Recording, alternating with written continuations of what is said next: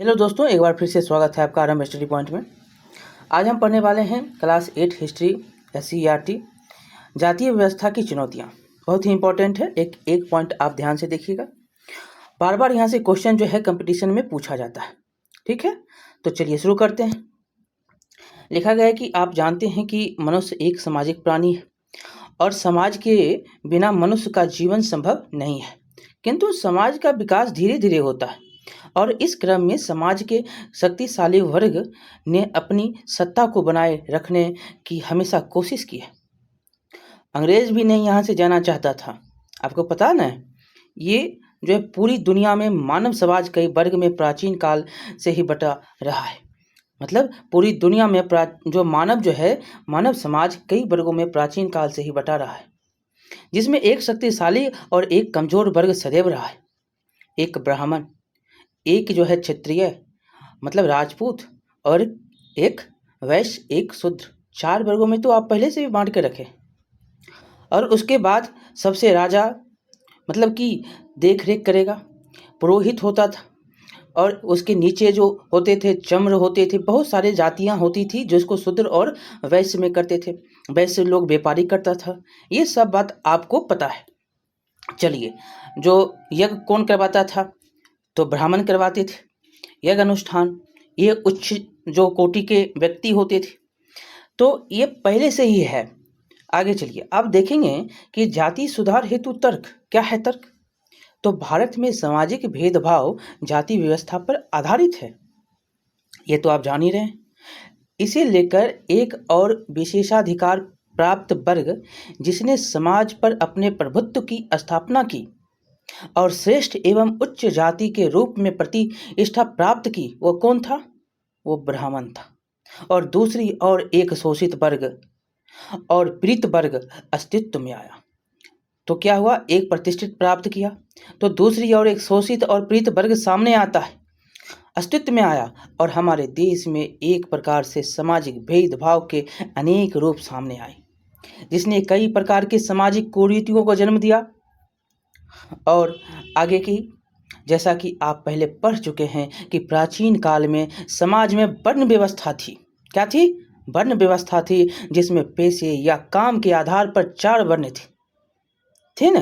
पेशे के और कर्म के आधार पर 4 वर्ग थे, काम के आधार पर ब्राह्मण, क्षत्रिय, वैश्य और शूद्र। आगे चलकर इन विभाजनों ने जातियों का रूप धारण कर लिया, और यही विभाजन जो है जाति का रूप धारण करता है। इसमें कई जो है उपजातियां बन गई, और इनके बीच जो है संबंधों में धीरे धीरे संकीर्णता आई। ऊंच नीच का भेदभाव बढ़ा। अंतरजातीय शादी विवाह एवं संबंधों पर रोक लग गई। अंतरजातीय शादी विवाह नहीं कर सकते, विवाह पर रोक लग गया, भेदभाव शुरू हो गया। ऊंचा नीचा, यहाँ पर जो है ऊंची नीची की जो है दीवार बनने लगी। जाति का निर्धारण काम की जगह अब जन्म के आधार पर होने लगा। अब जाति काम नहीं देखेगा, अब जो है जन्म देखेगा। जिस जाति के तुम हो, जिस जाति के तुम्हारा जन्म हुआ है, वही तुम जाति के हो, ऐसा होने लगा। अब ये हो गया। अब है कि जाति प्रथा का सबसे कठोर रूप छुआछूत की भावना के रूप में प्रकट हुआ। छुआछूत की भावना कहता है कि वो पासवान है, उसके हाथों से पानी नहीं पिएंगे। वो वहाँ बैठ गया है तो यहाँ पर पानी जल्दी जल्दी गंगा जल छीटो, ये सब भी होता था। अभी भी आपको 10-15 साल पहले ये अभी देखने को मिलता होगा। अभी भी पूरे जो है बूढ़े लोग आपको मिल जाएंगे, जो आपको आसपास में मिलते होंगे।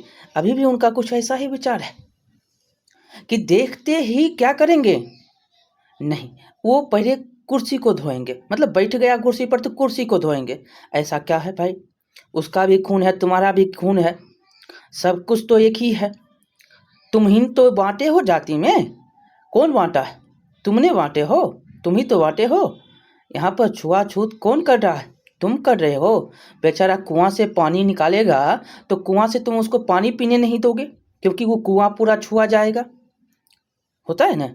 ये पूरी सारी व्यवस्था जो है भावना यहाँ पर प्रकट कर आती है, प्रकट हुआ है, और जिसमें निम्न जातियों को अपवित्र माना गया और उनका बहिष्कार किया गया। आधुनिक काल में कई कारणों से, खासकर शिक्षा के विकास और पुराने विचारों को नए ढंग से परखने के कारण, जाति प्रथा एवं इस प्रकार इस पर आधारित भेदभाव एवं शोषण और तिरस्कार को दूर करने या उसमें सुधार लाने की उपाय आरंभ हुए। ये सब अब दूर करना है। ये देखिए, चमड़े के जूते बनाते हुए लोग, ये चमड़े के चमार लोग होते हैं, अब इनको कह दिया कि चमार। अब ये जो होंगे, ये गाय भैंस जो भी मरेगा उसको उठाकर फेंकेंगे। अब उसी के खाल से वो अपना धंधा करते हैं, जूता सीते हैं। बहुत सारे हैं इनका, मतलब कि देखने का नज़रिया देखिए। काम तो बेचारा ये इतना सुंदर कर रहा है, तब आप उसको क्या कर रहे हैं? ये छुआछूत, ये अछूत है, ये उपेक्षित जन है। यही है। यहाँ देखिए, उपेक्षित जन समूहों पर प्रभुत्व के कुछ तीखे उदाहरण यहाँ पर है। यहाँ पर है बंगाल के चांडाल, बिहार के डोम और दक्षिण बिहार में भुइया, और महाराष्ट्र के महार और उत्तर भारत के अनेक क्षेत्रों में चमार। कौन कौन? याद रखिएगा, यहाँ से क्वेश्चन पूछा जाता है। बंगाल में कहाँ? बंगाल के चांडाल, बिहार के डोम, दक्षिण बिहार के भुइया और महाराष्ट्र के महार और उत्तर भारत के अनेक क्षेत्रों के चमार जातियों के साथ कठोर भेदभाव की नीति अपनाई गई। चमड़े का काम करने वाले लोगों को परंपरागत रूप से नीची नज़र से देखा जाने लगा। आगे है कि 19वीं सदी में देश के अनेक भागों में अंग्रेजी शिक्षा प्राप्त करने वाले और नगरों में रहने वाले कुछ लोगों द्वारा इस व्यवस्था की कमजोरियों को सामने लाने और एक नई चेतना जगाने के उपाय किए।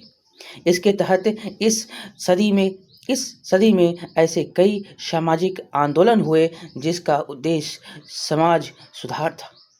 जाति प्रथा की आलोचना आरंभ हुई, जो समाज में विभाजक और असमानता का कारण बनी हुई थी। ये सब अब धीरे धीरे शुरू हो रहा है। आगे चलेंगे यहाँ पर कि इस सामाजिक बुराइयों को दूर करने के लिए भारतीय पढ़े लिखे वर्गों ने प्रयास किया ताकि समाज के सभी वर्गों का उत्थान हो और उनके बीच बराबरी की भावना हो। इस कोशिश में कई समाज सुधारक शामिल थे। यह एक और विदेशी सरकार से आज़ाद होने की लड़ाई लड़ रहे थे, तो दूसरी ओर समाज में अन्याय और अनुचित परंपराओं का अंत भी करना चाहते थे। अंत भी हो, ये भी चाह रहे थे। आगे है कि चूंकि धर्म और समाज सुधार आंदोलन का उद्देश्य एक भेदभाव रहित समाज का निर्माण बनाने का काम था, इसलिए जातीय भेदभाव को दूर करने को विशेष महत्व दिया गया। और इन समाज सुधारकों में कई ऐसे लोग थे जो जातीय असमानता के भी विरोधी थे। इन सुधारकों को सुधार संगठन के सदस्यों के बारे बहुत सारे ऊंची जातियों के लोग भी थे जो जातीय भेदभाव की और असमानता को समाप्त करना चाहते थे। विभिन्न जातियों के बीच आपसी सामाजिक संबंधों को बेहतर बनाना चाहते थे। साथ ही वे पवित्रता और अपवित्रता के कड़े नियमों के आधार पर भेदभाव और छुआछूत के विरोधी थे। जाति व्यवस्था में ब्राह्मण जाति सबसे ऊपर थी, जिसे कई अधिकार एवं सुविधाएं प्राप्त थी। इस तरह यह समाज पर अपना प्रभुत्व स्थापित करने में सफल थी। यहाँ पर देखिएगा, ब्राह्मण का समाज का वह वर्ग जिसने अपनी शिक्षा, ज्ञान और धार्मिक क्रियाकलापों के आधार पर समाज पर एकाधिकार स्थापित कर दूसरी जातियों पर अपना प्रभाव कायम किया। समझ गए? ये देखिए, अंत्य यहाँ लिखा गया है, अंत्यज, जो समाज का वह वर्ग जिसे सभ्य समाज की परिधि से बाहर रखा जाता था। यहाँ पर पढ़ेंगे कि क्षत्रिय और वैश्य के बीच क्षत्रिय और वैश्यों के बीच जाति प्रथा इतनी कठोर और संकीर्ण नहीं थी, लेकिन ब्राह्मणों के जो विशेषाधिकार थे उससे यह वंचित रहे। क्षत्रिय वर्ग शासक वर्ग होने के नाते समाज में एक प्रभावशाली वर्ग के रूप में उभरा, जबकि वैश्य वर्ग ने आर्थिक संपन्नता के कारण स्वयं को आगे बढ़ाया। ये व्यापारी लोग होते थे। और औपनिवेशिक काल में ब्राह्मणों ने नई अंग्रेजी शिक्षा को अपनाया, इसीलिए प्रशासन के महत्वपूर्ण पदों पर उन्होंने अपने को स्थापित किया औपनिवेशिक काल में क्या हुआ, ब्राह्मण शिक्षा नीति जो अंग्रेजों के द्वारा होता है, अंग्रेजी शिक्षा, उसको अपना लिया और महत्वपूर्ण पदों पर यह स्थापित हुआ। नीचे दर्जे के सरकारी कर्मचारी, वकील, चिंतक, साहित्यकार आदि भी इसी समूह से थे और इसी प्रकार के माहौल ने गैर ब्राह्मण जातियों की स्थिति को प्रभावित किया। उनकी सामाजिक दशा में गिरावट आई और उनके असुरक्षा और हीनता की भावना बढ़ी। समाज में एक छोर पर ब्राह्मण थे तो दूसरे छोर पर अछूत थे, एक छोर पर ब्राह्मण तो दूसरे छोर पर अछूत। अधिकांश पीड़ित और दलित समूह का संबंध समाज की निचली श्रेणियों से था। वह जटिल एवं कठोर स्थिति में जीने के लिए बाध्य थे, इसलिए वे सामाजिक व्यवस्था में मौजूद अन्याय के खिलाफ थे। दूसरी और 19वीं सदी के दूसरे हिस्से एक निम्न जातियों के अंदर से भी जातीय भेदभाव के खिलाफ आवाज उठाई गई एवं उनके द्वारा सामाजिक समानता और न्याय की मांग के लिए आंदोलन शुरू कर दिए गए। इस चेतना को गैर ब्राह्मण जाति समूहों ने प्रस्तुत किया। जो ब्राह्मण नहीं थे वो ये प्रस्तुत करते, जो विशेष रूप से अपनी दयनीय दशा में सुधार लाना चाहते थे। भारत के अनेक भागों में यह जातियां समूह सारी असुविधाओं से मुक्ति के लिए आवाज़ उठाने लगी और इस प्रक्रिया में निचली जाति के आंदोलनों में उनकी जातीय पहचान एकता का आधार बन गई। इन आंदोलनों के नेताओं में प्रारंभिक नाम महात्मा ज्योतिराव फूले का आता है। ये जो है आंदोलन शुरू हुआ, यह आंदोलन के पहले जो है नेता कौन थे, तो महात्मा ज्योतिराव फूले। इनके बारे में पढ़ेंगे, बहुत ही इंपॉर्टेंट हैं और इनसे बार बार क्वेश्चन पूछा जाता है। ये गैर ब्राह्मण थे, ये ब्राह्मण नहीं थे और यह जो है अपना देखते हैं कि यह दयनीय स्थिति जो गैर ब्राह्मण की है उसके खिलाफ, यह असुविधाओं के खिलाफ आवाज उठाना शुरू करते हैं। चलिए देखते हैं क्या। यहाँ पर लिखा गया है कि महात्मा ज्योतिराव फूले, इनका काल याद रखिएगा, बहुत बार पूछा जाता है। 1824 से 1890, 1824 से 90, मतलब 64 साल जो है ये जिंदा रहे। लिखा गया है कि ज्योतिराव फूले जाति व्यवस्था को मनुष्य की समानता के खिलाफ मानते थे। उन्होंने जाति व्यवस्था को पूरी तरह से नकारा, अछूत वर्ग के खिलाफ अमानवीय व्यवहार और उन्हें सामान्य मानव अधिकार से वंचित रखने की स्थिति ने फूले को जाति प्रथा का प्रबल विरोधी बना दिया। अपने विचारों के प्रसार के लिए फूले ने पत्र पत्रिकाओं और पुस्तकों के प्रकाशन तथा भाषण और लेखन का माध्यम अपनाया। उन्होंने मराठी भाषा का प्रयोग किया। याद रखिएगा, ज्योतिराव फूले जो है किस भाषा का प्रयोग करते हैं, मराठी भाषा का प्रयोग करते हैं। याद रखिएगा, मराठी भाषा का प्रयोग किया ताकि आम लोगों की भाषा के द्वारा उनके विचार को जनसाधारण तक आसानी से पहुंचाया जा सके। जो आम लोगों की भाषा मराठी थी वो इसी भाषा में लेख प्रस्तुत करने लगे, पुस्तकों का प्रकाशन करने लगे, लेखन करने लगे और यह जो है साधारण लोगों की भाषा थी, तो ये लोग पहुंच सके उस भाषा में, मतलब जान सके उस भाषा को क्या लिखा गया है। उन्होंने आर्यवैदिक का विरोध करने के लिए दीनबंधु नामक मराठी पत्रिका निकाली। ये क्वेश्चन बार बार पूछा जाता है कि दीनबंधु नामक पर मराठी जो है, दीनबंधु किस मतलब की भाषा में है, तो मराठी पत्रिका क्या है, ये पत्रिका है किनके द्वारा निकाला गया, तो ज्योतिराव फूले के द्वारा जो है ये निकाला गया। 1873 में गुलामी से निकाली गई अपनी पुस्तक में फूले ने शूद्रों की दास्ता के कारणों की व्याख्या की और इसकी तुलना अमेरिकी निग्रो मतलब काले गुलामों से की। याद रखना, यहाँ से क्वेश्चन आपको बार बार पूछा जाता है। एक बार हम पुनः इसको आपको दोहरा देते हैं कि यह जो है वैदिक परंपरा का विरोध करने के लिए दीनबंधु नामक एक जो है मराठी पत्रिका निकाला गया और 1873 में गुलामी नाम से निकाली गई अपनी पुस्तक, ये था गुलामी नाम से एक पुस्तक था 1873 में। इसमें फूले ने शूद्रों की दास्ता के कारण की व्याख्या की और इसकी तुलना अमेरिकी निग्रो ये पूछ देता है, अमेरिकी निग्रो मतलब काले गुलामों से की और इस तरह उन्होंने भारत की निम्न जातियों और अमेरिका के काले गुलामों की दुर्दशा को एक दूसरे से जोड़ दिया। फुले ने जाति प्रथा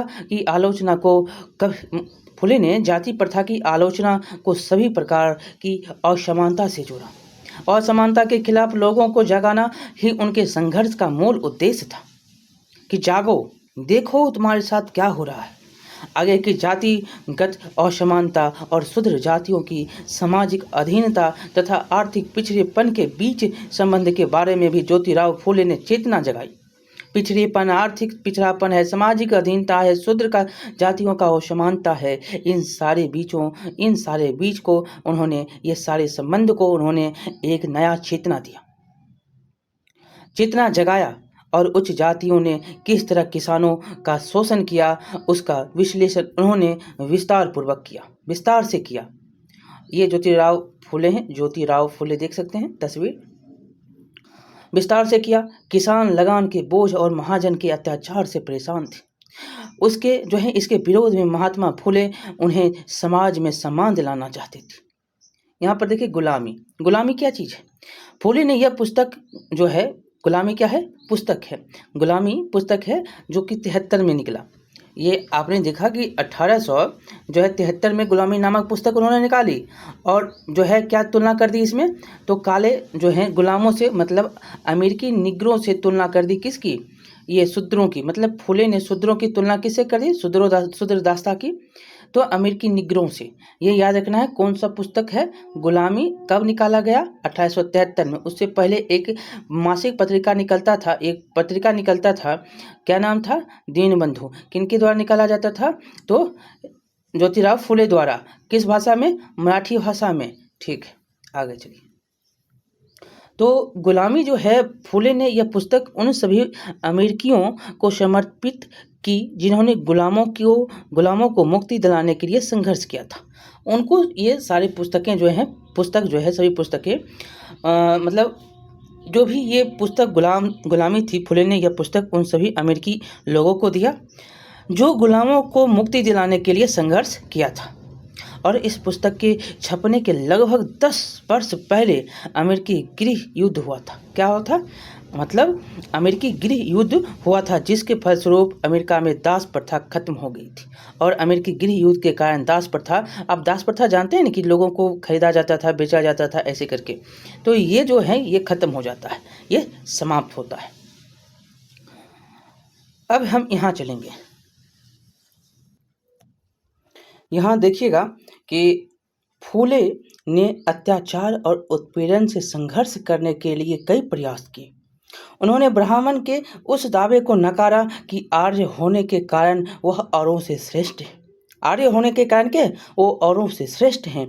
फुले का तर्क था कि आर्य विदेशी हैं और वे जो हैं यहाँ मूल निवासियों को हराकर उन्हें निम्न मानने लगे थे। आर्य क्या थे? विदेशी थे, और यहाँ जो मूल निवासी थे उनको हरा दिया और उनको निम्न मानने लगा। फुले के अनुसार यह धरती यहाँ के देशी लोगों की कथित निम्न जाति के लोगों की है। अतः उन्होंने सुझाव दिया कि शूद्रों श्रमिक जातियाँ और अति शूद्रों मतलब अछूतों को जातीय भेदभाव खत्म करने के लिए संगठित होना चाहिए। और इस तरह फुले द्वारा स्थापित सत्य शोधक समाज, ये पॉइंट तो आपको रखना है याद, कि सत्य शोधक समाज नामक संगठन ने जातीय समानता के समर्थन में मुहिम चलाई। और सत्य शोधक समाज के जो हैं कौन? तो ज्योतिराव फुले। ये एकदम 100% याद रख लीजिए। क्वेश्चन बार ये यहाँ से इनका पूछा जाता है। और एक जो है आपको इनसे पूछा जाता है, जो इनका किताब का नाम गुलामी, और एक जो है पत्रिका जो कि ये छापे थे दीनबंधु, और किस भाषा में था? मराठी भाषा में। और गुलामी कब निकला? तो 1873 में। और निग्रो का जो है, अमेरिकी निग्रो का किससे तुलना किए हैं? ये आपको शूद्रों से, मतलब फुले ने शूद्रों की तुलना जो है इनके अमेरिकी निग्रों से कर दी थी। ये किताब में, गुलामी किताब में, ये सारे अमेरिकी किताब जो है, अमेरिकी जो लोग थे जो गुलामी दास प्रथा को समाप्त करना चाह रहे थे, ये सारे किताब जो है उनको दिए थे लेकर। और यही सारे बात जो है पूछा जाता है आपसे। और यहाँ पर तो आपको सत्यशोधक समाज का तो बात एकदम फिक्स है कि याद ही रखना है कि सत्यशोधक समाज के जो है स्थापन करने वाले कौन, तो ज्योतिराव फूले। समझ गए, ज्योतिराव फूले। आगे चलेंगे, फूले के द्वारा ये समाज जो है स्थापित होता है, सत्यशोधक समाज की स्थापना होती है। और यह जो है स्थापना किस लिए, तो जातीय समानता के समर्थन में मुहिम चलाने के लिए। और फूले ने गैर ब्राह्मणों का मनोबल बढ़ाया। उन्होंने धार्मिक विचारधारा और जाति प्रथा को पूरी तरह से नकार दिया। उन्होंने महाराष्ट्र की सभी निम्न जातियों के लिए एक सामूहिक पहचान बनाई। फूले ने उच्च जाति के नेताओं और उपनिवेशवाद विरोधी राष्ट्रवाद की कड़ी आलोचना और एक जो है रचना काश्तकार की चाबुक में की। ये जो है रचना याद रखिएगा, इस रचना में उन्होंने क्या कहा कि उच्च जाति के नेताओं के उपनिवेशवाद विदेशी राष्ट्रवाद की कड़ी आलोचना उन्होंने की।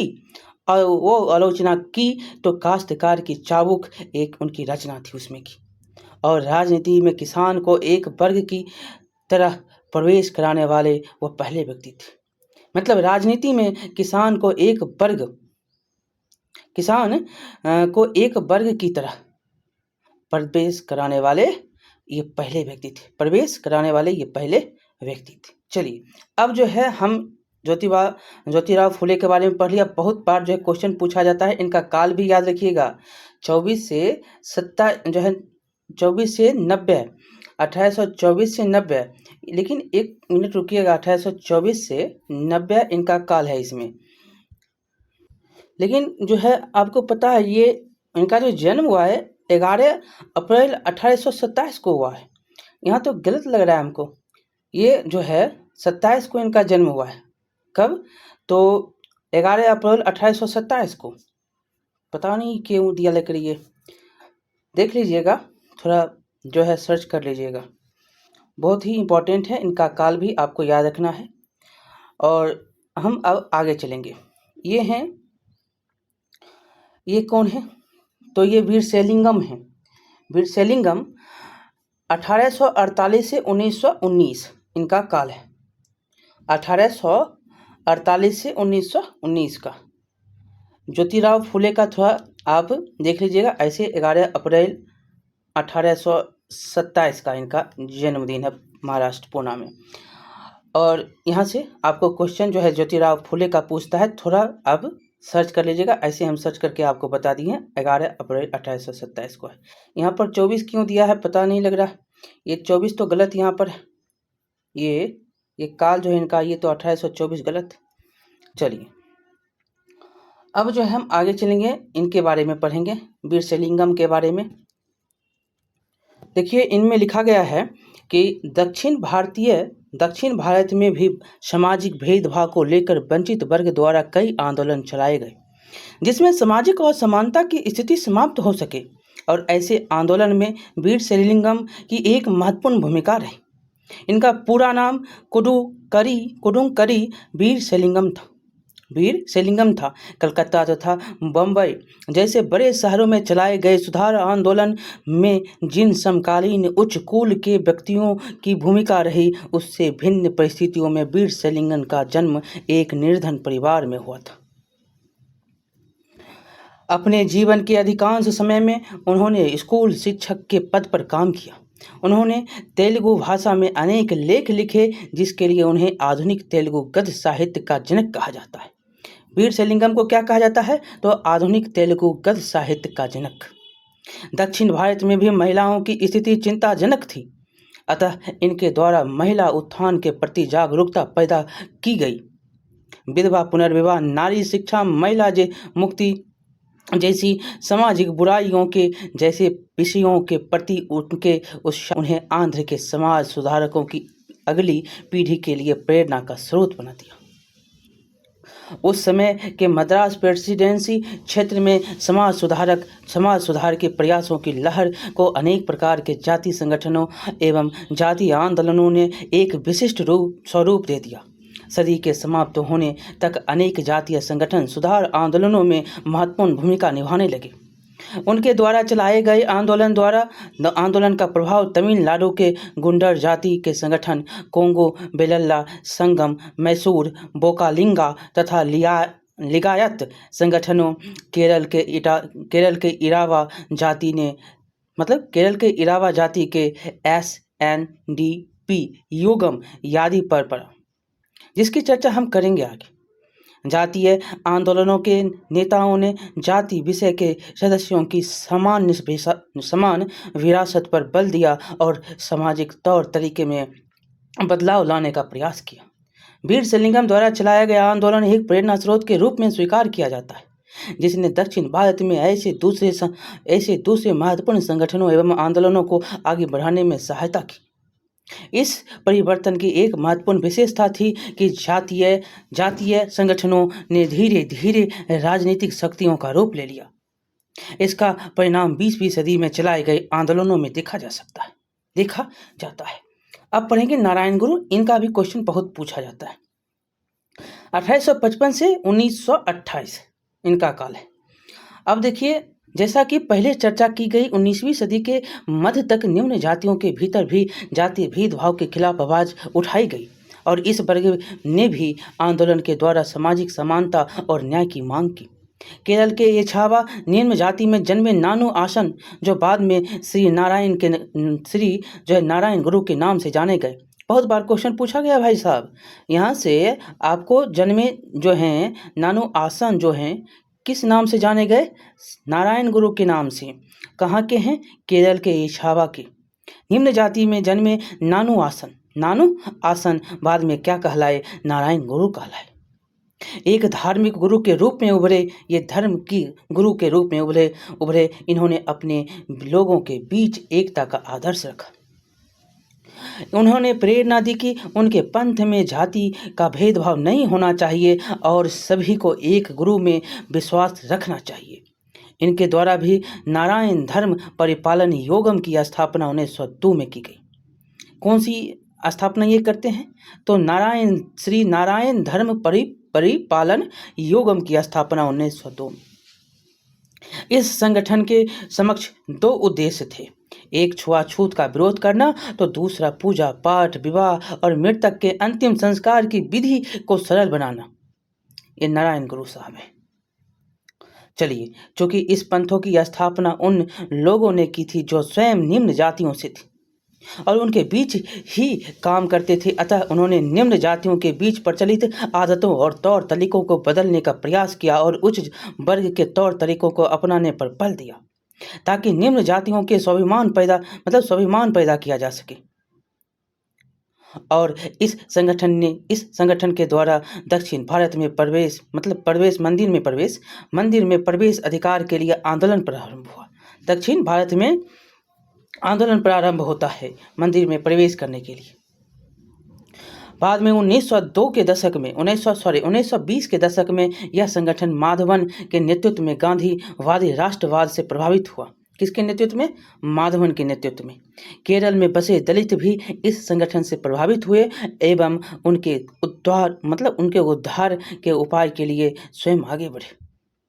इस प्रकार दक्षिण भारत के समाज सुधार आंदोलन ने समाज के दबे वर्ग को राष्ट्र की मुख्य धारा से जोड़ने का सफल प्रयास किया।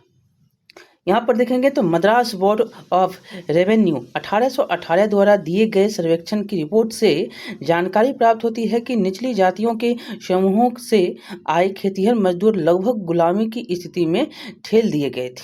किस स्थिति में? गुलामी की स्थिति में। खेतिहर मजदूर जो है वो गुलाम बन गए थे। अब है एक व्यक्ति हैं पेरियाल साहब। इनका तो नाम भूलिएगा नहीं, बहुत बार क्वेश्चन पूछा गया है। आपको यूपीएससी बीपीएससी इसका फेवरेट है। देखिए, ईबी रामास्वामी नायकर पेरियार 1879 से 1973 और आत्म सम्मान आंदोलन। इनका पूरा जो है नाम याद रखिएगा, ईबी रामास्वामी नायकर या पेरियार के नाम से भी जाने जाते हैं। और इनका जन्म 1879 से 1973 और आत्मसम्मान आंदोलन। तो 20वीं सदी के आरंभ में गैर ब्राह्मण आंदोलन आगे बढ़ा यह प्रयास उन गैर ब्राह्मण जातियों का था जिन्हें शिक्षा, धन और प्रभाव हासिल हो चुका था। सामाजिक न्याय की मांग करते हुए इनके द्वारा सत्ता पर ब्राह्मणों के दावे को चुनौती दी गई और गैर ब्राह्मण समूहों के लिए सांस्कृतिक और सामाजिक उत्थान के उपाय किए गए। इसी भी देखिएगा यहाँ पर ई.बी. रामास्वामी नायकर पेरियार ने जाति व्यवस्था की आलोचना की। उन्होंने मानव जाति की मौलिक समानता और गरिमा पर बल दिया। ये पेरियार साहब है। पेरियार जो स्वयं एक सन्यासी थे, हिंदू वेद पुराणों के कट्टर आलोचक थे, वह विशेषकर भगवत गीता, रामायण और मनु द्वारा रचित संहिता के विरोधी थे। उनका मानना था कि ब्राह्मणों ने निचली जातियों पर अपनी सत्ता तथा महिलाओं पर पुरुषों का प्रभुत्व स्थापित करने के लिए इन पुस्तकों का सहारा लिया है। 1924 की एक छोटी घटना और उनके व्यक्तित्व अनुभव ने उन्हें कांग्रेस दल से अलग कर दिया। ये कब हो गया अलग? 1924 में। यद्यपि असहयोग आंदोलन में उन्होंने सक्रिय हिस्सा लिया था। जब कांग्रेस द्वारा आयोजित एक भोज में निम्न जाति के लोगों को अलग बैठाया गया, तब पेरियार ने फैसला किया कि अछूतों को अपने स्वाभिमान के लिए स्वयं लड़ना होगा। कांग्रेस द्वारा भोज था और उसमें उसको अलग बैठाया गया, तो इसके ये इनको ठेस पहुंचा और यह बोले कि स्वाभिमान के लिए अछूत को खुद लड़ना पड़ेगा। और इसी बात को ध्यान में रखते हुए 1925 में स्वाभिमान आंदोलन शुरू किया। 1925 में स्वाभिमान आंदोलन पेरियार के द्वारा शुरू किया जाता है ताकि गैर ब्राह्मण जाति को जागरूक बनाया जा सके। गैर ब्राह्मण जाति जो है उसको जागरूक बनाया जा सके। स्वाभिमान आंदोलन 1925 पेरियार, याद रखिएगा। पेरियार ने गैर ब्राह्मण समूहों के उत्थान के लिए अति सुधारवादी विचारधारा अपनाई, जिसे लेकर कई विवाद हुए। फिर भी उनके आंदोलन का सामाजिक आधार गांव के जमींदारों तथा नगर के व्यवसायिकों समूहों तक सीमित था। कहाँ? तो गांव के जो जमींदार लोग थे और जो व्यवसायिक समूह के लोग थे उनके तक। इसलिए अछूतों को संगठित करने में वो असफल रहे। यहाँ देखेंगे लिखा गया कि मई 1933 में कुंडी अरसू नामक अपने आलेख में पेरियार ने लिखा कि आत्मसम्मान आंदोलन का सही मार्ग है। आत्मसम्मान क्या है? आंदोलन का सही मार्ग है। पूंजीपतियों और धर्म की क्रूरताओं को खत्म करना ही अपनी समस्याओं को सुलझाने का एकमात्र रास्ता है। ये किस में लिखते हैं? मई 1933 में कुंडी अरस्तु नामक अपने आलेख में लिखते हैं। ठीक है, चलिए पेरियार पर देखिएगा कि पेरियार के विचार इतने लोकप्रिय हुए कि तमिलनाडु के लगभग समस्त क्षेत्र में उनके नेतृत्व को स्वीकार किया।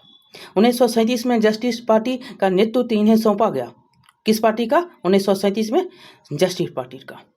बाद में द्रविड़ कश्यप के नाम से ये जाना गई। मतलब ये जो जस्टिस पार्टी था वो द्रविड़ कसगम के नाम से जाना गया। परंतु पेरियार का मनिया माई से विवाह, किससे? मनिया माई से विवाह हुआ ने एक विवाद का जन्म हो गया। मनिया बाई से विवाह ने एक विवाद को जन्म दिया और इनके विरोधी कौन थे? तो अन्नादुरई इनके विरोधी थे। मतलब इनके विरोधी अन्नादुरई थे के द्वारा द्रविड़ मुनेत्र कश्यप ने 1949 में स्वयं को अलग कर लिया और यह संगठन केवल एक सामाजिक सुधार चिंतन का केंद्र नहीं रहा, बल्कि इसने राजनीति में भी प्रवेश किया और इसकी लोकप्रियता आज भी तमिलनाडु के क्षेत्र में बनी हुई है। अब हम पढ़ेंगे राष्ट्रपिता महात्मा गांधी के बारे में। देखिए, महात्मा गांधी ने भारत में आगमन के साथ जिस प्रकार से निम्न जातियों के बीच में जागरूकता उत्पन्न की, उसे एक युगांतरकारी घटना के रूप में देखा जाता है।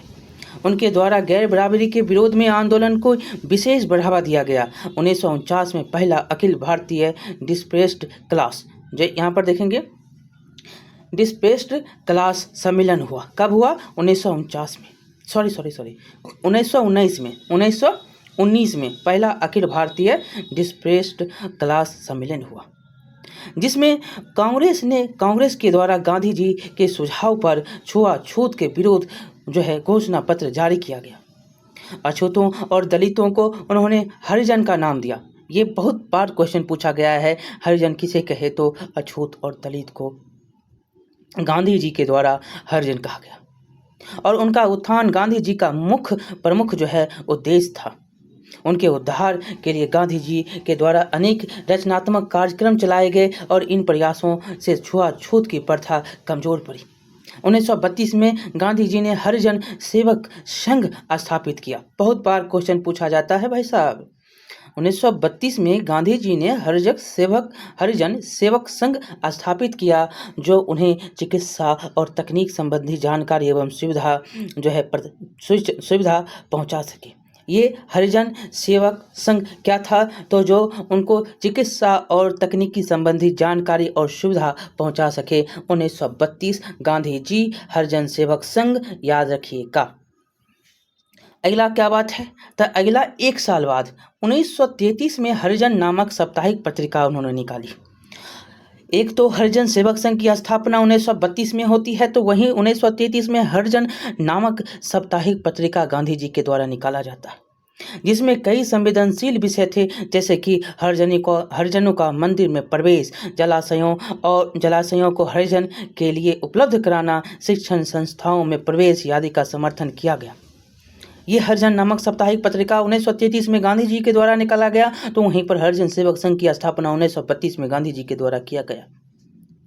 और यहाँ पर हरिजन जो पत्रिका है, साप्ताहिक जो पत्रिका है, उसमें गांधी जी ने क्या कहा कि हरिजन को मंदिर में प्रवेश, जलाशयों को लिए हरिजन की उपलब्धता, मतलब हरिजनों के लिए उपलब्धता और शिक्षण संस्थाओं में प्रवेश, ये सारे जो है समर्थन गांधी जी के द्वारा किए गए। गांधी जी ने यह रचनात्मक कदम मानवीय भावनाओं से प्रेरित थे और इनसे राष्ट्रीय आंदोलनों की नई शक्ति मिली। गांधी जी ने जाति प्रथा में सुधार के प्रयासों के साथ छुआछूत के विरोध, महिलाओं की स्थिति में सुधार और हिंदू मुस्लिम एकता को बढ़ाने में जो है महत्वपूर्ण उपाय किए। जब द्वितीय गोलमेज सम्मेलन के बाद दलितों के लिए पृथक निर्वाचन की व्यवस्था हुई, तब गांधी जी ने अछूतों को हिंदुओं से अलग मानने की सरकारी नीति से अत्यंत दुखी हुए और इसे समाप्त करने की मांग रखी। उन्होंने इसके विरुद्ध आमरण अनशन किया, जिसके फलस्वरूप 26 सितंबर 1932 को भीमराव अम्बेडकर के साथ पुनः समझौता हुआ। बहुत बार पूछा जाता है क्वेश्चन, याद रखिएगा। गांधी जी द्वारा जो है हरिजनों के उद्धार में लगे रहे और गांधी जी हरिजनों के उद्धार में लगे रहे। पुनः समझौता किनके साथ होता है? भीमराव अम्बेडकर के साथ होता है। कब होता है? 26 सितंबर 1932 को होता है। कब? कौन जो है गोलमेज सम्मेलन था, जिसमें जो है एक नई व्यवस्था की गई, पृथक निर्वाचन दलितों के लिए की गई थी, और द्वितीय गोलमेज सम्मेलन था, और इसके लिए वह नाराज हो गए, अत्यंत दुखी हो गए और आमरण अनशन पर बैठ गए। और गांधी जी और जो है भीमराव अम्बेडकर के द्वारा पुनः समझौता होता है 26 सितंबर 1932 को। ठीक है, आगे चलिए। हरिजनों के उद्धार में लगे रहे। होता तब क्या है? गांधी जी जाति प्रथा के प्रबल आलोचक थे। गांधी जी भारत को केवल अपने बेसिक शासन से मुक्त कराना नहीं चाहते, बल्कि भारतवर्ष में जिस प्रकार की सामाजिक गिरावट आई थी, उसे दूर करने उन्होंने असाधारण इच्छा शक्ति भी दिखाई। इनका मानना था कि भारत सभी अर्थों में तब स्वतंत्र होगा जब वह आंतरिक कमजोरियों पर काबू प्राप्त कर लेगा। ये भी पूछा जाता है, समझ गए? अब देखिए भीमराव अम्बेडकर, बाबा भीमराव अम्बेडकर ने जातीय भेदभाव और पूर्वाग्रह को बहुत निकट से महसूस किया था। आपको याद होगा, हमने इनकी कहानी बहुत अच्छी तरह से पढ़ी थी। बैलगाड़ी पर बैठने नहीं दिया, इनके पास रुपया था, सब कुछ था, बोला नहीं, वह इंतजार करते रह गए। इनको अगर मतलब ब्राह्मण एक दोस्त था तो ये थे, और इनके पास रुपया था। ब्राह्मण को बैठने दिया जाता है, इसको नहीं दिया जाता है। ब्राह्मण ऊंचा जाती है, ब्राह्मण से नहीं छुआएगा बैल, लेकिन इनसे छुआएगा बैल, मतलब बैलगाड़ी। बहुत सारी कहानियाँ इनके जो हैं जो आप पढ़े हैं। और 9th 10th में तो आपको हिंदी में इनकी कहानी पहले अध्याय में है। तो यहाँ पर इसकी जो है हमने इनके बारे में तो ऐसे भी पढ़ा है कि थोड़ी सी EVS में शायद है। चलिए यहाँ पर देखेंगे कि होता क्या है अब। तो बाबा भीमराव अम्बेडकर ने जातीय भेदभाव और पूर्वाग्रह को बहुत निकट से महसूस किया।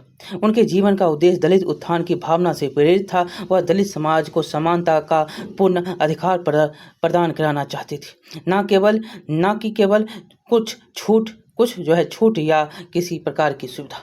भारतीय जातिगत समाज में दलित वर्ग को सम्मानपूर्वक स्थान दिलाना अम्बेडकर के लिए अधिक महत्वपूर्ण था। सामंती दासता के प्रबल विरोधी थे।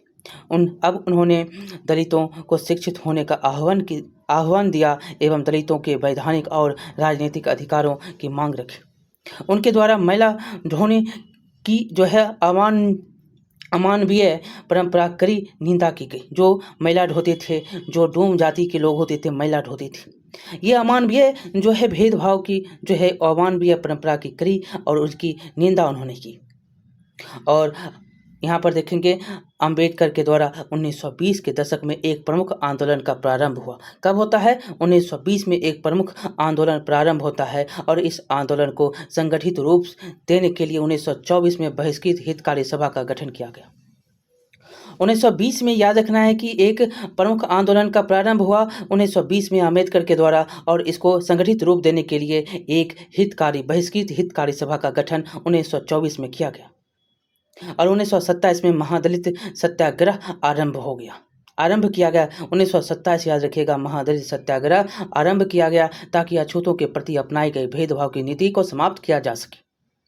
1930-31 गोलमेज सम्मेलन के पूर्व अंबेडकर दलित वर्ग के प्रमुख नेता के रूप में उभर चुके थे। उन्होंने दलितों के लिए एक अलगाववादी धारणा रखी जिसके आधार पर दलितों के लिए अल्पसंख्यकों की तरह पृथक निर्वाचक की मांग रखी और इन्हीं के द्वारा जो है अलग पृथक निर्वाचक क्षेत्र जो है निर्वाचन की मांग रखी गई थी। इनके साथ ही जो है पूना समझौता होता है, पूना पैक्ट आप गांधी जी और इनके द्वारा होता है, इनके बीच होता है। और लेकिन गांधी जी ने इसका विरोध किया और उनके सत्याग्रह के कारण पूना समझौता हुआ। और 1942 में अंबेडकर के द्वारा अनुसूचित जाति संघ की स्थापना की गई। ये भी क्वेश्चन पूछा जाता है।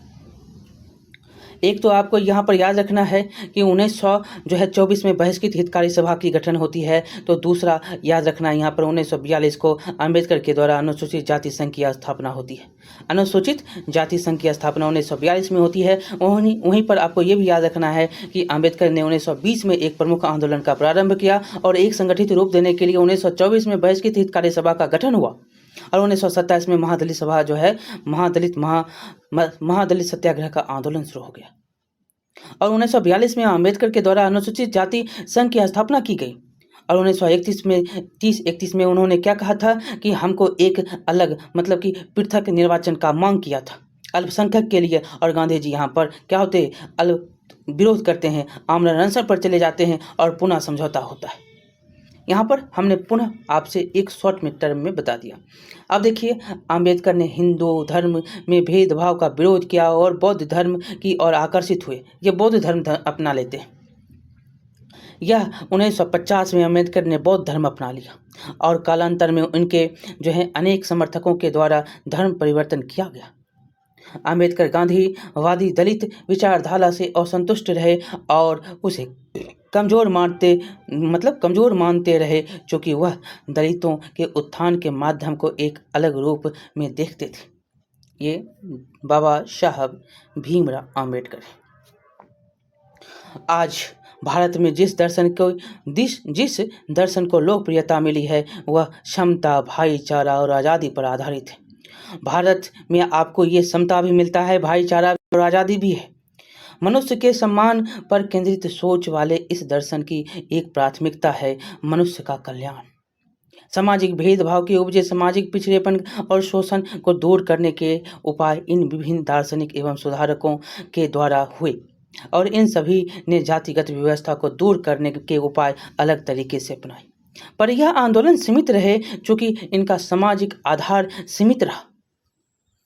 आज हमारे समाज में हमारे समाज में जिस संरचना परिवर्तन की आवश्यकता है उसकी पृष्ठभूमि इन आंदोलनों ने तैयार की ताकि जाति विरोधी संघर्ष को आगे बढ़ाया जा सके, जिससे एक सुदृढ़ शोषण रहित मानवतावादी समाज की जो है स्थापना हो सके। यहाँ पर देखेंगे कि 1924 में अंबेडकर ने बहिष्कृत हितकारी सभा की स्थापना करके दलित मुक्ति आंदोलन का बिगुल बजाया था।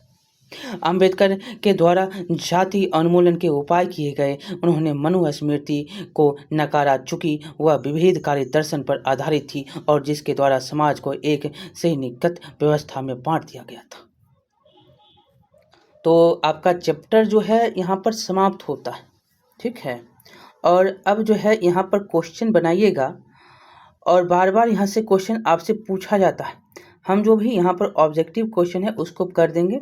उसके बाद तो हम यहाँ पर से जो भी क्वेश्चन है वो तो करेंगे ही, अलग से भी आपको इसमें जो चुन कर जो है क्वेश्चन हम आपको देंगे लेकर, ठीक है। अब देखिएगा यहाँ पर पहला क्वेश्चन, ठीक। पहला क्वेश्चन है कि फूले के द्वारा किस संगठन की स्थापना की। आपको हम बोले थे ना, ये क्वेश्चन जो है फेवरेट है। सत्य शोधक समाज। फूले आएंगे तो फूल जाएंगे, सत्य बोलेंगे, समझ गए। फूल के सत्य बोलेंगे और शोधक समाज की स्थापना करेंगे, ये फूले साहब हो गए, ठीक है। ज्योतिराव फूले, सत्य शोधक समाज।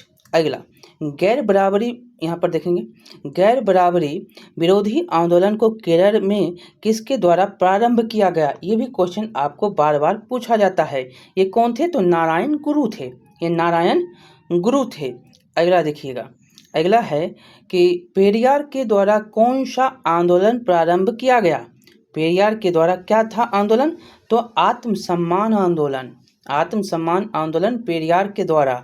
और हरिजन सेवा संघ, हरिजन सेवा संघ, एक तो 32 में, एक 33 में, एक पत्रिका हरिजन का साप्ताहिक और एक हरिजन सेवा संघ 1932 में, ये याद रखना है।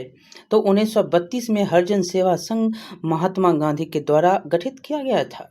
अगला देखिएगा, बाबा भीमराव अंबेडकर द्वारा किस वर्ष बहिष्कृत हितकारी सभा की स्थापना की गई, तो 24 में।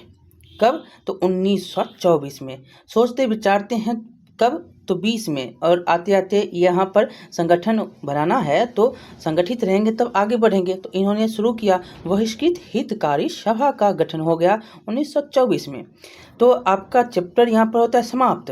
अब आप लाइक करिए, शेयर करिए, सब्सक्राइब करिए। हम तो बीच में और ये सुबह जो है आपको शुरू में नहीं बोलते, आपको अंतिम में बोलते हैं, और आप करिएगा अंतिम तक। अगर वीडियो देख रहे हैं तो लाइक शेयर सब्सक्राइब तो करिएगा ही, हमको लगता। चलिए, नहीं करिएगा तब पर भी ठीक, आपकी मर्जी, आप देवता। चलिए आगे बढ़ेंगे, यहाँ पर हम मिलते हैं अगले वीडियो, ठीक है। बहुत बहुत धन्यवाद।